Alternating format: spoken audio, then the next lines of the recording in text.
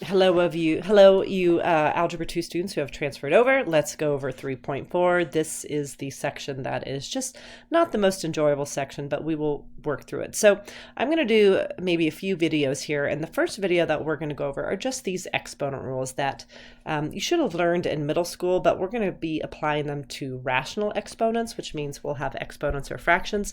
So here we go. All right, our first one it's called the product rule.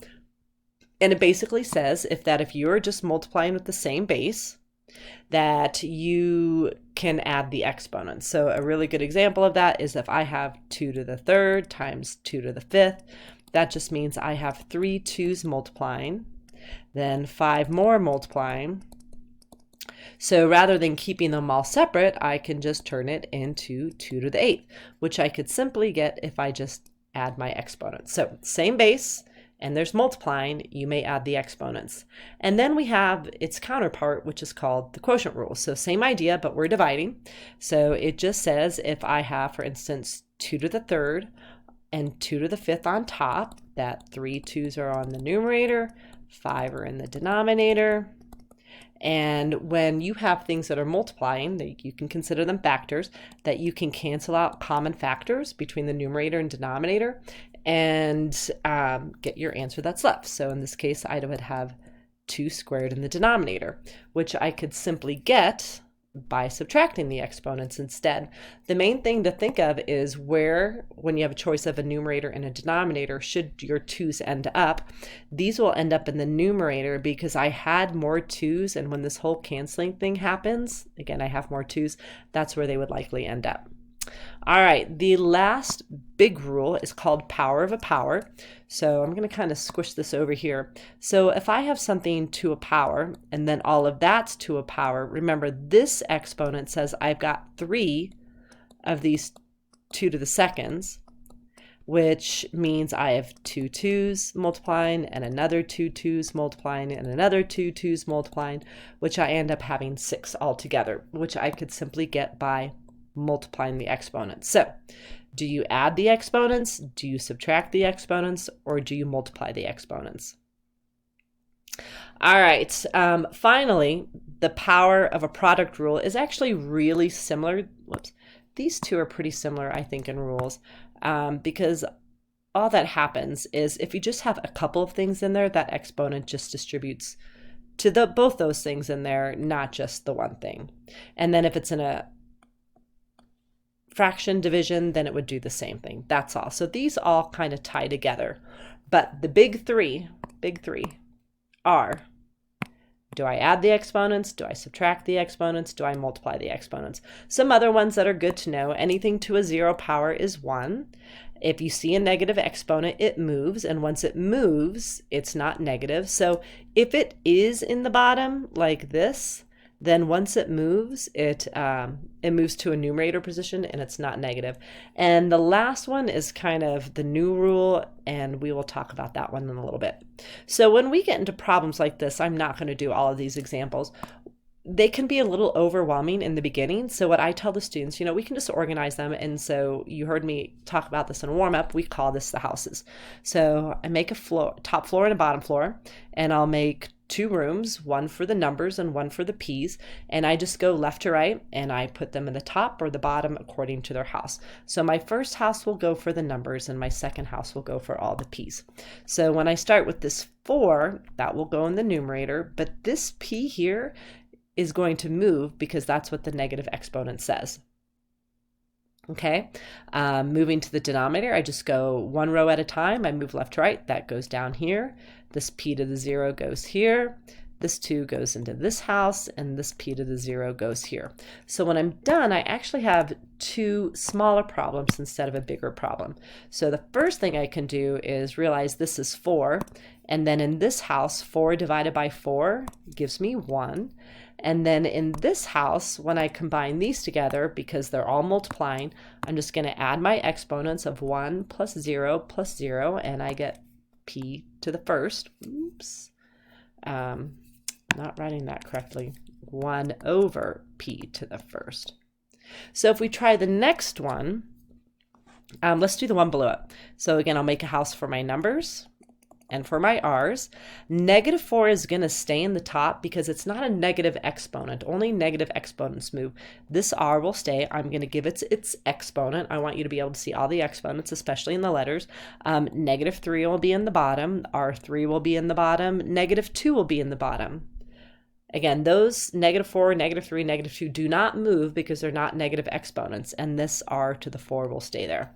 So when you go to your first house, you can realize that, you know what, this -3 and -2 can become a 6, and then you could simplify this fraction of -4/6 into -2/3. It actually does not matter where you put the negative. And then when I go to my next house, I can realize that in the denominator, I have 7 r's.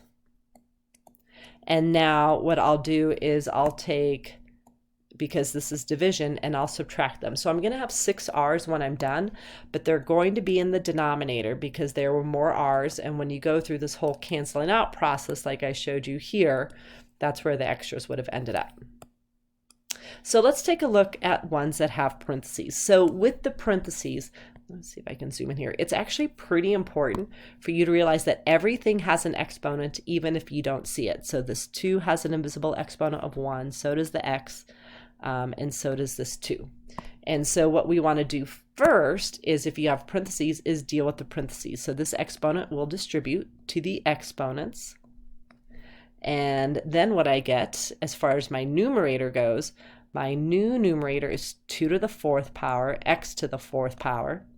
In my denominator, and let me get a different color here, this is actually a -1. I didn't even notice that has a first exponent, so that will have to distribute here. So now I'm going to have a -1 to the 4th power, an x to the -8 power, and then I still have everything that was already there.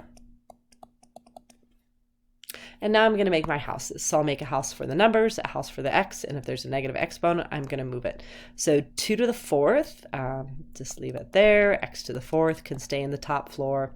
-1 to the 4th power can stay in the bottom floor because it's not a negative exponent, but this x to the -8 will move to the top. This -2 will stay in the bottom, and this x will move to the top.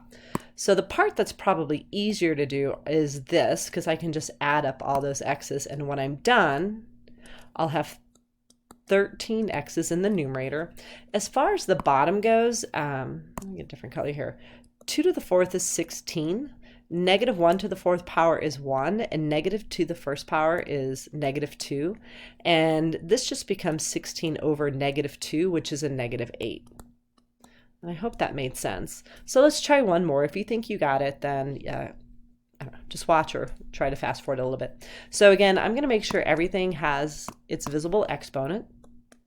Okay, and the first thing I want to do is get rid of these parentheses, so I'm going to distribute my exponents. So I still have x to the 4th in the numerator, but now I have 2 to the -3rd and x to the +6th. I still have -2 to the 1st power and x to the -4th power in the denominator. And when I make my houses, let's start moving things. So x to the 4th can stay. 2 to the -3rd, that's a negative exponent. It moves. X to the 6th will stay where it is. -2 to the 1st will stay where it is. And then this x to the -4 will move. So again, what's probably easier here is this, because I can just add up all those x's. That gives me x to the 14th. And then in my denominator, 2 to the 3rd power is 8, -2 to the 1st power is -2, and then when I multiply those, I get -16. So that's really quick with integer exponents. So with rational exponents, the main thing you got to do, we kept these really simple here, is you have to remember your rules of adding, subtracting, and multiplying fractions, which I think we'll put a multiplying on here somewhere. Adding, subtracting fractions, you need common denominators. Multiplying fractions, you do not. So let's just start out real simple. Let me zoom in here. And all I have to do is find a little spot to add my exponents, because they are fractions. Luckily, these have a common denominator. And once I do, the only thing I do is add the numerators, and you bring the denominator along. Adding and subtracting has always been a really picky operation, because you need to, in elementary school, you know, when you added, just a little sidetrack here, you would have written it so that the ones lined up the tens lined up. Okay. When you brought decimals into it, then you would have had, you know, like 3.2 and 1.7. You would have had things so that, again, decimals line up, the tenths, the hundredths, the ones.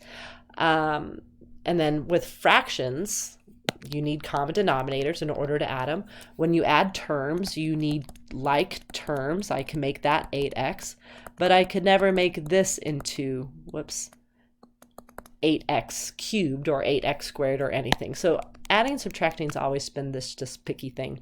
So going back to number 1, this is now just 2. And so what I can do, I don't think I really need to make houses. 4 will come along, and then I'll have m to the second power. Okay, so again, that's all there is to this one. So let's take 1 and change it a little bit. Let's change this one so that there's a second power here. And so what I'll do is distribute this in. And here you need to remember that when you multiply fractions, you don't need a common denominator. You actually just multiply across for 6, multiply across for 2, and then see if you can simplify that and turn that into 3. So what I can do now is make this r to the third times 4 with r to the 1/5. And then I'll just add these fractions up with a common denominator. Again, I just changed the problem a little bit. And my common denominator is going to be a 5. So this fraction's good, but I'll multiply this one, the top and the bottom, by 5, the numerator and the denominator. So I get 15/5 plus 1/5, which makes 16/5. So the 4 has nothing to multiply with. It comes along, and now this will be r to this 16/5 exponent. And then the only thing that changes here is, like, let's take a look at number 5. This is a good one to maybe rearrange into a house. I'll keep 9 where it is. I'll keep 3 where it is. But this a to the -1 can move down here. And then I just have to add the exponents by getting a common denominator. All right. So that gets you going on 5. But as far as number 6 goes, 1/2 versus 1/3. 1/2 is bigger, so when I'm done, I know that my k's will end up in the top. You could go ahead and simplify your 2/6 into 1/3, but now what I'm going to do is just take my 1/2, I'm going to subtract my 1/3 by getting a common denominator of 6, so I build these by 3, build these by 2, so I get 3/6 minus 2/6, and when I'm done subtracting, again, just subtract the numerator, the denominator comes along, and that will be the exponent for here. So that's a very quick, not doing all the problems for exponent rules. So you got your level 1 practice, integer exponents, and then you have your level 2, which is rational exponents that are fractions. So that is as far as those rules go, and you could do a little bit of practice and then you can move to the next video.